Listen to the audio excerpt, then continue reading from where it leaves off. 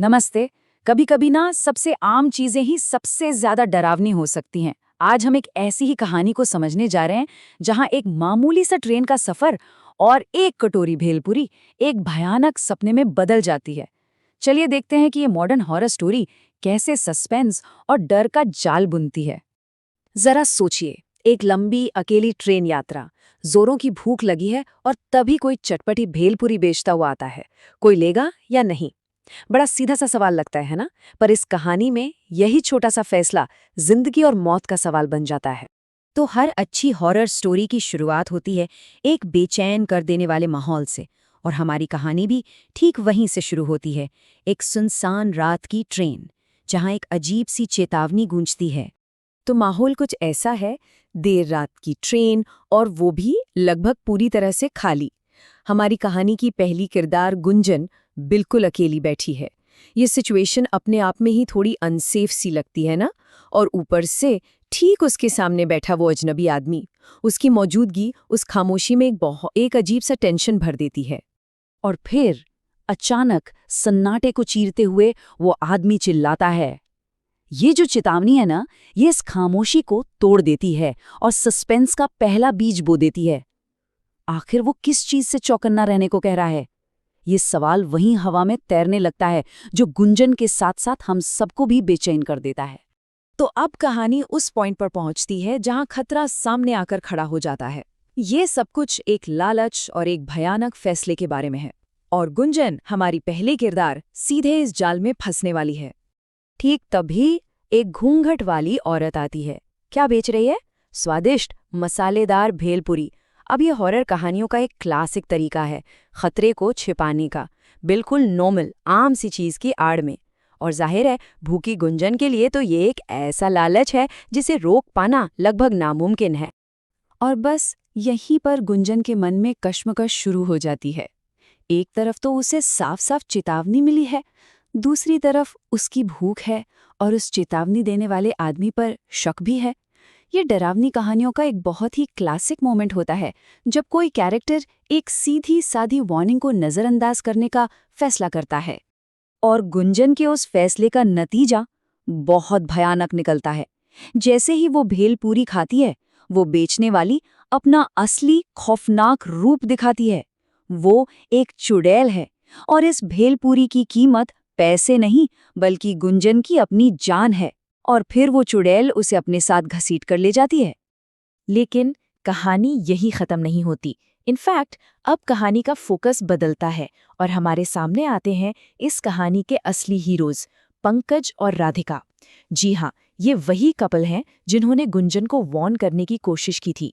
तो हमें पता चलता है कि पंकज और राधिका कोई आम पैसेंजर नहीं है। वो लोग हर रात इस ट्रेन में सफर करते हैं, और उनका सिर्फ एक मिशन है, लोगों को उस भेलपूरी वाली चुड़ैल से बचाना। पर जैसा हमने गुंजन के केस में देखा, सिर्फ चेतावनी देना ही काफी नहीं है। उन्हें एक नए प्लान की, एक बेहतर प्लान की सख्त जरूरत है। वो लोग मदद पाने के लिए पूरी कोशिश करते हैं, लेकिन सब बेकार। वो स्टेशन मास्टर के पास जाकर ट्रेन बंद करने की रिक्वेस्ट तक करते हैं, लेकिन उनकी बात को बस एक अफवाह समझकर टाल दिया जाता है। अब वो बिल्कुल अकेले पड़ जाते हैं, और उन्हें ये एहसास हो जाता है कि इस बुराई से उन्हें खुद ही लड़ना होगा। और यहीं पर सामने आता है राधिका का स्मार्ट प्लान।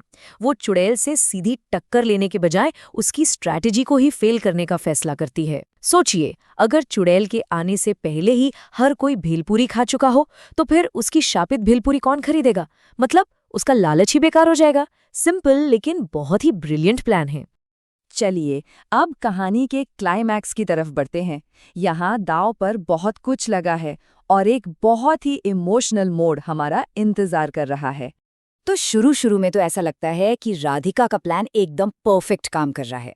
वो ट्रेन में मौजूद हर एक पैसेंजर को अपनी भेलपूरी बेच देती है। एक पल के लिए तो लगता है बस उन्होंने चुड़ैल को हरा दिया, एक उम्मीद जागती है। लेकिन चुड़ैल फिर भी आ जाती है, और वो एक और पैसेंजर शीतल को ललचाने की कोशिश करती है। अब राधिका के पास सीधे दखल देने के अलावा कोई चारा नहीं बचता। वो चिल्लाकर सबको चेतावनी देती है। माहौल में टेंशन एकदम पीक पर है। और फिर आता है कहानी का सबसे दिल तोड़ने वाला मोमेंट।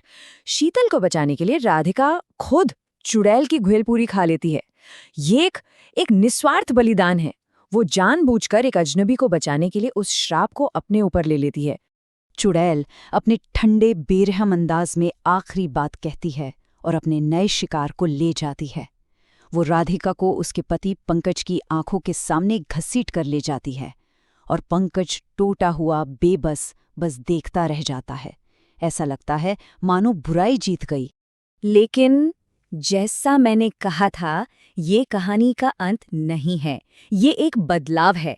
कहानी अब एक ऐसा हैरान करने वाला पावरफुल मोड़ लेने वाली है जो सब कुछ बदल कर रख देगा।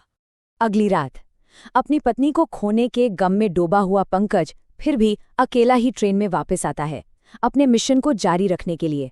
उसका दुख बहुत गहरा है, पर उसका इरादा भी उतना ही पक्का है। वो अपनी पत्नी की याद में लोगों को बचाने के लिए वापस आ गया है। और ठीक तभी आता है कहानी का सबसे बड़ा ट्विस्ट। भेलपुरी बेचने वाली वापस आती है, लेकिन ये कोई और नहीं बल्कि खुद राधिका है। वो बताती है कि जब वो चुड़ैल बनी तो उसने अपनी नई ताकतों का इस्तेमाल उस बुरी चुड़ैल को हमेशा के लिए खत्म करने और उसकी जगह लेने में किया। ये जो कंपैरिजन है ना, यही इस कहानी की सबसे जरूरी बात है। राधिका ने उस श्राप को पूरी तरह से बदल दिया है। जहां पुरानी चुड़ैल एक शिकारी थी, लोगों को मौत के घाट उतारने वाली, वहीं ये नई चुड़ैल यानी राधिका एक रक्षक है, एक गार्डियन है। उसने बुराई के रोल को प्रोटेक्शन के रोल में बदल दिया। और यहीं पर यह कहानी हम एक बड़े सवाल के साथ छोड़ जाती है। क्या हर अंत असल में एक नई शुरुआत होता है? राधिका का बलिदान बेशक एक ट्रेजेडी थी, लेकिन उसी बलिदान ने उसे वो ताकत दी जिससे वो उस बुराई को जड़ से खत्म कर सकी और ट्रेन के पैसेंजर्स के लिए एक सेफ माहौल बना सकी। ये कहानी है बलिदान की, बदलाव की और सबसे मुश्किल जगहों पर भी उम्मीद ढूंढ लेने की।